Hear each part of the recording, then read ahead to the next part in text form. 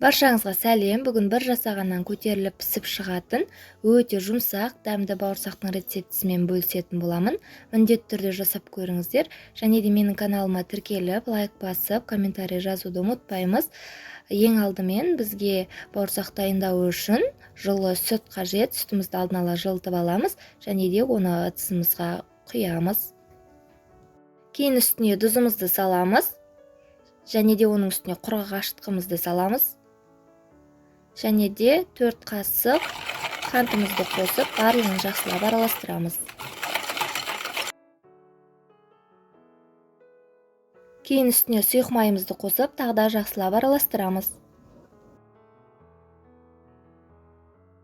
Үстіне ұнымызды аз-аздан қосып, қамыр илейтін боламыз.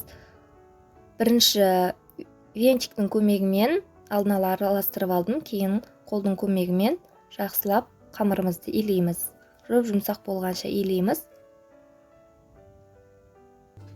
Біздің қамырымыз қолға жабысатын болады. Кейін үстін пищевая пленкамен жабатын боламыз, ауа өтпейтіндей, және де жылы жерге көтерілгенше 1,5-2 сағатқа қойып қоямыз. Бізде қамыр өте жақсы көтеріліп шықты, және де қолымызды сұйық маймен майлап аламыз, қамыр қолға жабыспас үшін.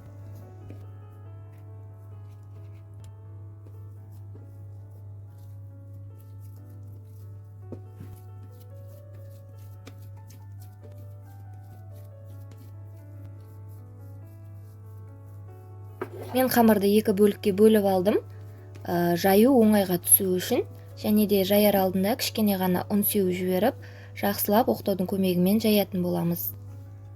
Қамырымызды тым жұқа қылмаймыз, және де қалың да болмауы керек.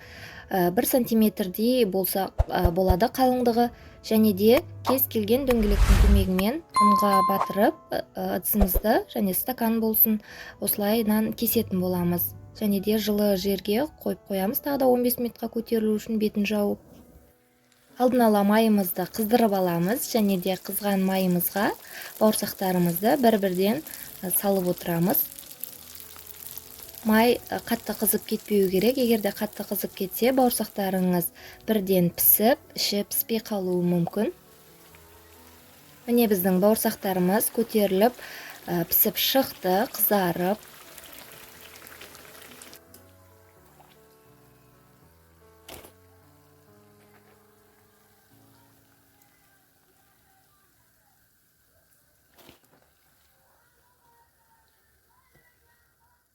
Бір жасағаннан өте дәмді, жұмсақ болып пісіп шығатын бауырсақтарымыз дайын.